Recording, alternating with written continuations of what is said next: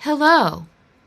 Welcome to another episode of the Earrings Off podcast, the show where we have conversations to empower women and the men who celebrate them.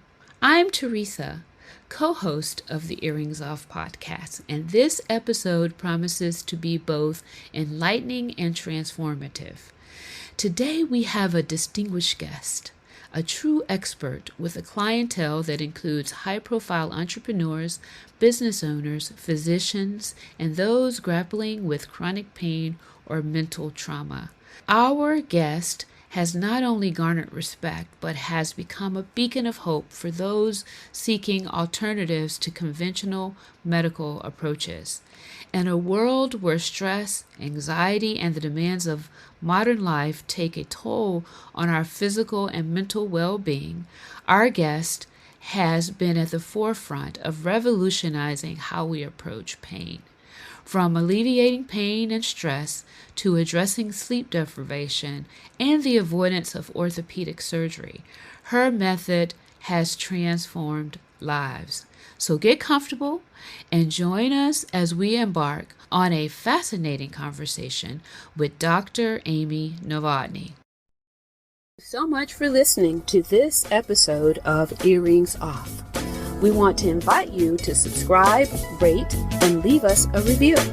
You can find us on Facebook at Earrings Off Podcast and on Instagram at The Earrings Off Podcast. Welcome to Earrings Off. I'm Lou. And I'm Teresa. Let's get started.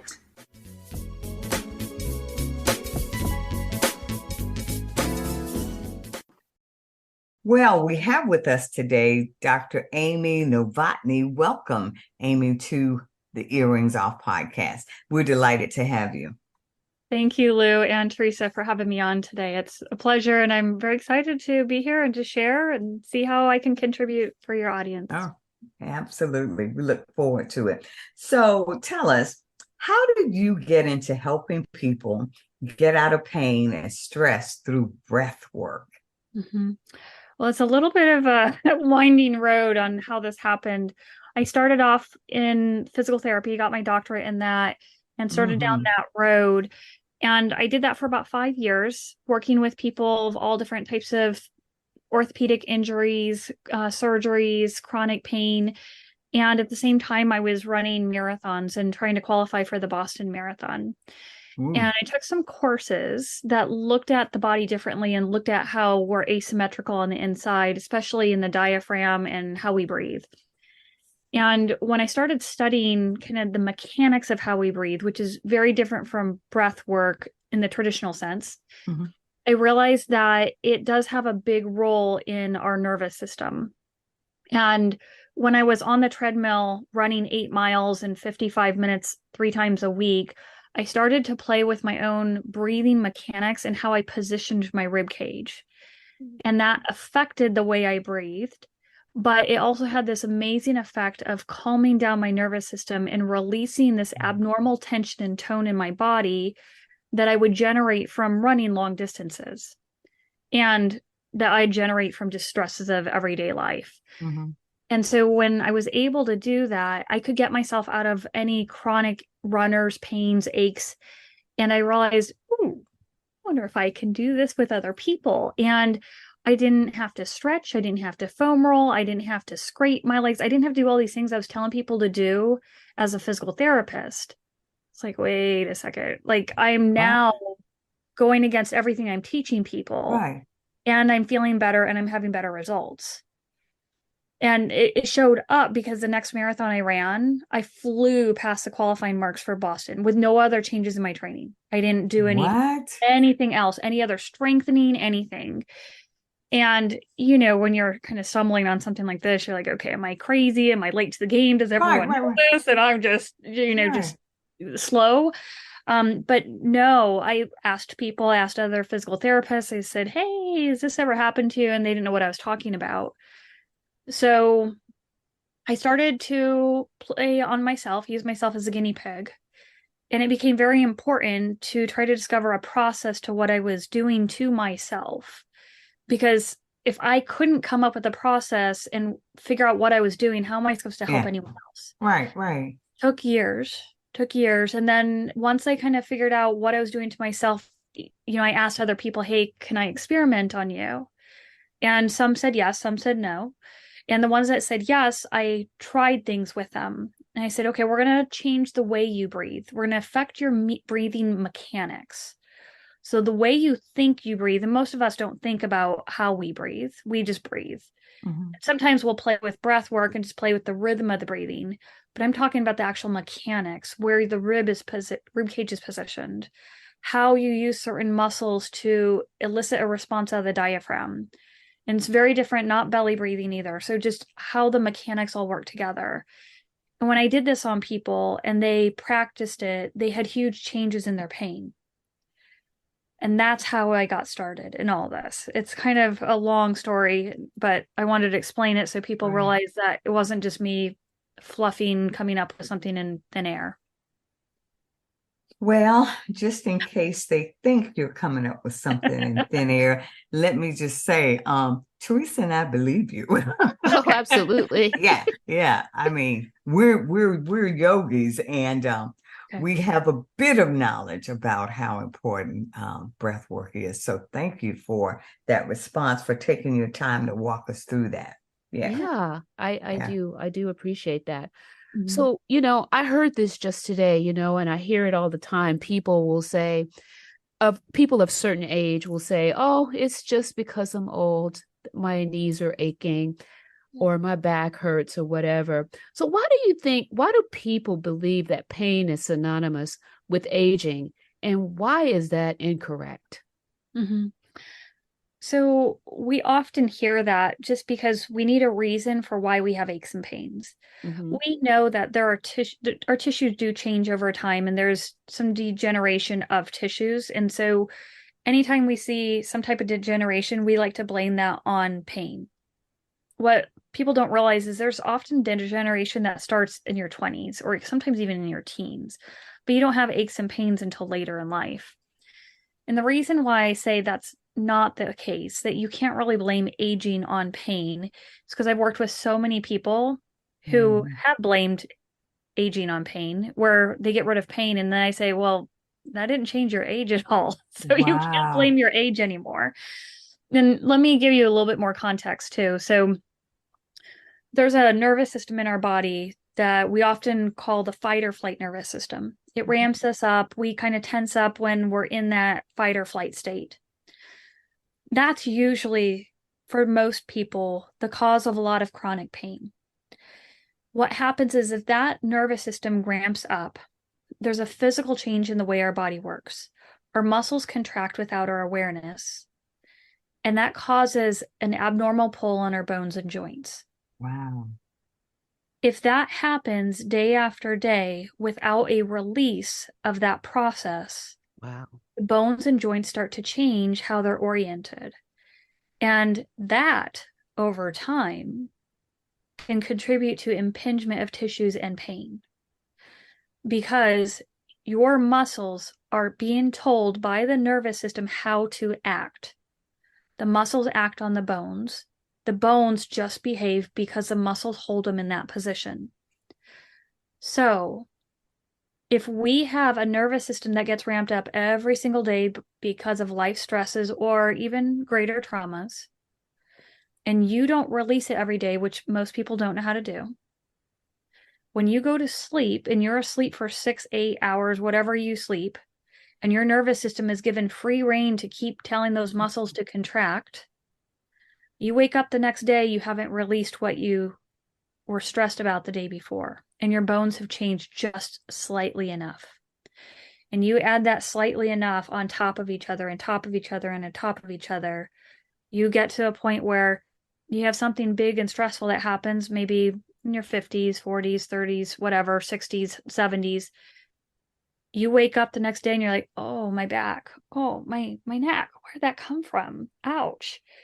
And you're like, okay, well, I had that car accident like 20 years ago. I'm sure it's from that. I need to go see a chiropractor because my neck hurts because I had a car accident 20 years ago. And it wasn't that. your tissues healed what they were going to heal from that car accident 20 years ago. If you have arthritis, yes, you could have degeneration of the cartilage, but your pain is because you had enough stress that caused the muscles to pull the bones out of position enough that tissue started butting up against each other. And you didn't know how to release it. So when you woke up after something very stressful, guess what? Your body communicated to you, you had too much stress. And so what we can do is if we start to address that and get the rib cage to relax down, change the breathing mechanics so the body learns to release, the muscles stop getting that signal to contract. The muscles let go of the bones and the joints. They go back into position. Voila, you're out of pain. Your arthritis hasn't changed. Your age hasn't changed, but the pain did. And I see this over and over and over again. That's why I try to tell people, just because you have a certain age attached to your body does not mean you have to be in pain. Wow. Okay, so talk to us a bit more about how breath work really helps reduce or eliminate pain. Sure. So there is a nerve inside of us called a vagus nerve. It helps calm our nervous system down when it's stimulated. That nerve goes through our diaphragm. Now, if we use the diaphragm when we breathe, it can stimulate that nerve to calm us down. The problem is a lot of people don't know how to use their diaphragm, and it's not belly breathing, it's not diaphragmatic breathing. When you shove your belly out and think you're breathing in and shoving your belly out, you're actually distending your abdomen and you're contracting your back muscles, which actually ramps up your nervous system. So what I try to teach people is, instead of trying to do belly breathing or other types of breathing, what we want to get is we want the rib cage to drop down. So we want to stop sucking up our guts, pulling our shoulders back and sticking out our chest, because that actually ramps us up. We want to do the exact opposite. We want to let our chest melt in. We want to let our belly spill out, especially as we exhale. When you do that and your belly button is relaxing as you exhale, your rib cage now gets permission to drop down. When it drops down, and you can keep it down, that supports the diaphragm to work. When you have your rib cage down, it supports the walls of the diaphragm so the diaphragm can contract better and stimulate the vagus nerve and calm you down. And when you do this, you can start to feel just the muscles around your body start to release the tension, and it feels really powerful. And so we can use that to get the nervous system to release. And then the second part of that, because we're not done, is we have to teach you how to exist and stabilize in that released position. That's what I was wondering about. Yeah. It's not enough just to say, hey, let's teach you how to relax, Lou. Right. Let's get you all loosey-goosey and then send you off on your way to live again. Right. Can't do that. Otherwise, you're going to go back into the same habits. Right. Wow. Yeah. Along the same lines, right? How do you help people avoid orthopedic surgeries? Right. So similarly to what I was talking about with this, how stressors add up and start to pull your muscles out of position. So let's say Teresa, you're heading for a knee replacement surgery. Hopefully you never have to do that. But let's say you've been scheduled for one, your knee hurts, they've been doing injections, they have tried epidurals, you've tried everything. So instead, what if we start to work on your rib cage, get it to drop down so your breathing mechanics change, but then by dropping your rib cage down, your back starts to relax. And we want to get your back off because that's also partly stimulating your nervous system. But when we get your back to relax, because your rib cage dropped down in front, your pelvis now changes back into a neutral position, which is going to affect how your weight goes through your knee joint and affect the way the muscles pull on your knee joint. So not only by changing your rib cage position do we change how the muscles act on your knee joint, but we also calm the nervous system down so the muscles release your knee joint. So you have two different phenomenons going on just because we changed your rib cage position and how you breathe. Then we teach you how to use your muscles differently because now they're in a different position. And that's how you get people out of a certain surgery, is we just have to look at the body part and see how is it out of position and how do we calm down the nervous system and then teach you how to use your body differently so your joint flows easily. And I'm not, when I talk about differently, I'm like talking about how do we get you back to your childlike state where you were free flowing, where the stressors of your life have not added up to create tension to pull you out of position. And so we just look at each person and see how is their body out of position? How do we calm it down? How do we release it? And how do we stabilize? So, Dr. Amy, how long does a process like that take? Honestly, it's different for each person. Is it? It's such a bad answer. And I hate the answer, but it's true. Yeah. Some people, I've had people where I've worked with them hour after hour, like every other hour over 2 days, and they avoided a shoulder rotator cuff repair. Then I've had other people where they didn't want to do something so acute where they're just working so intensely like that, and we'll spread it out over several weeks. And that's usually the case where we spread it out over several weeks. They learn to shift their body and they can get out of surgery that way. Wow. Interesting. Yeah.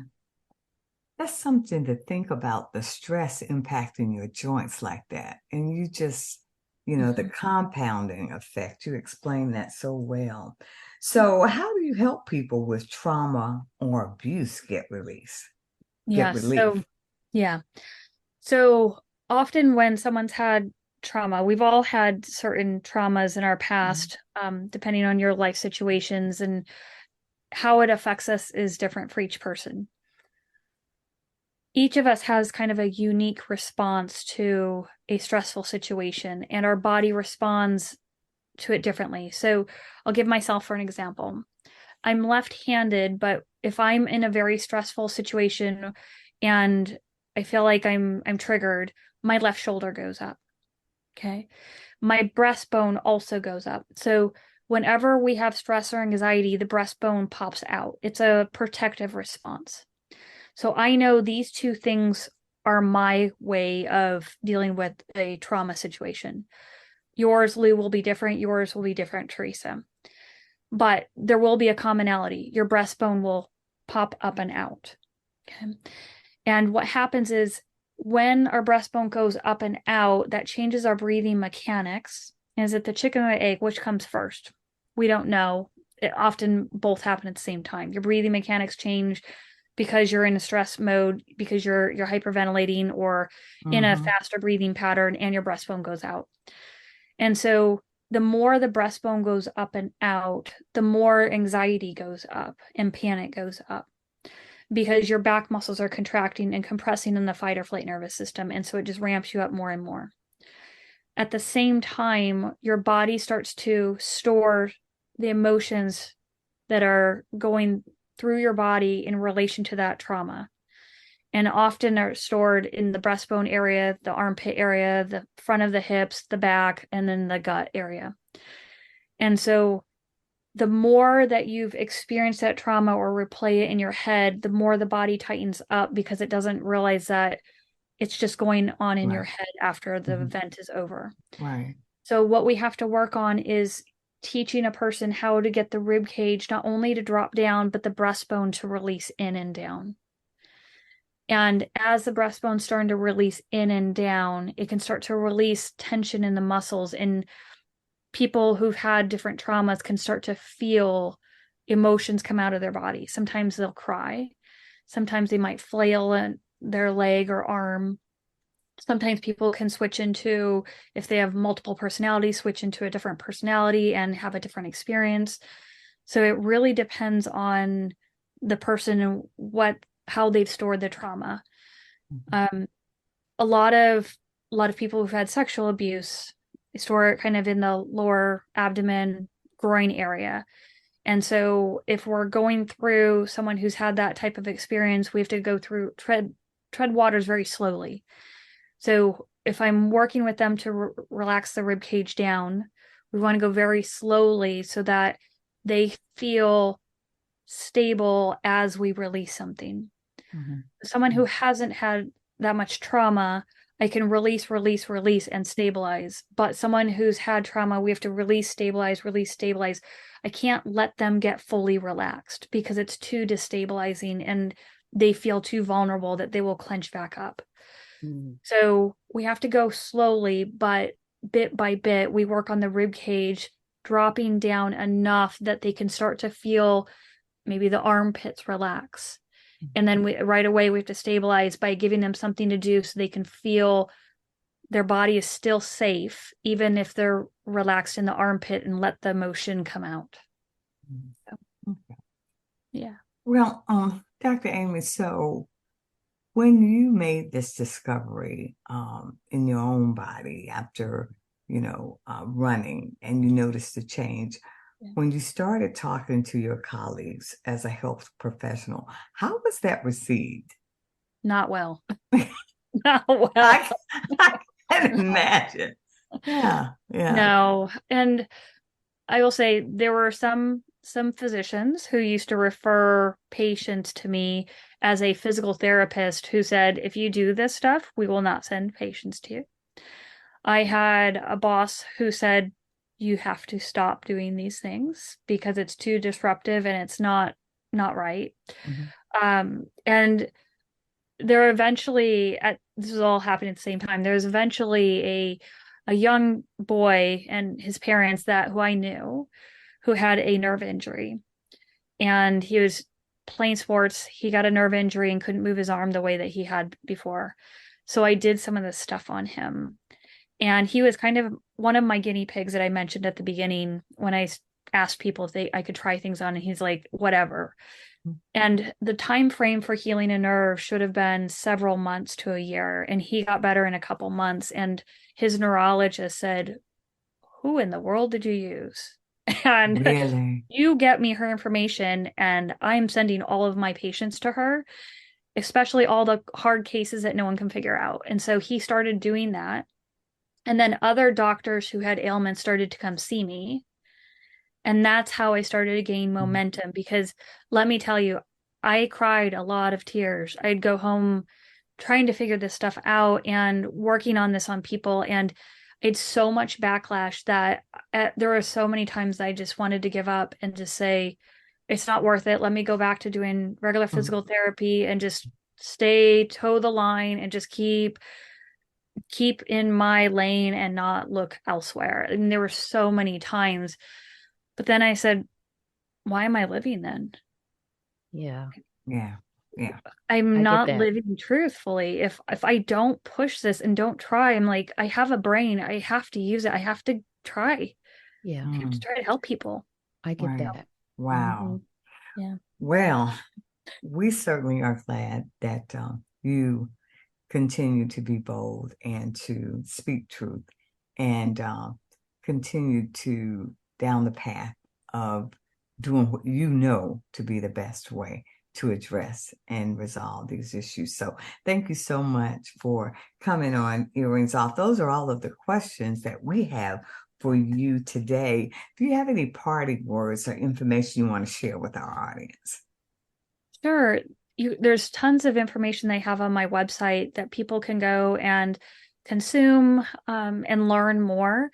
And the website is PABRinstitute.com. I also say PABR Institute. It stands for Pain Awareness Breathing Relief. So I recommend people go there. Tons of information. It links to my YouTube channel and other social media, how everyone's everywhere on social media nowadays. But I just tell people, as you go throughout your day, really watch how much you're sucking your gut up and in, and try to reverse it. Let it out. Sit back in your chair and let your belly out. Let your rib cage drop down, belly out. I say ribs down, belly out. And then I try to get that into people's head so that they can start to give their body permission to release the tension that builds up every day. Wow. Thank you so much, Dr. Amy, for coming on Earrings Off. We know that our audience will certainly be the better for having listen to you and learn from you. So thank you again. And we wish you all the best here at Earrings Off. Take care. Thank you so much.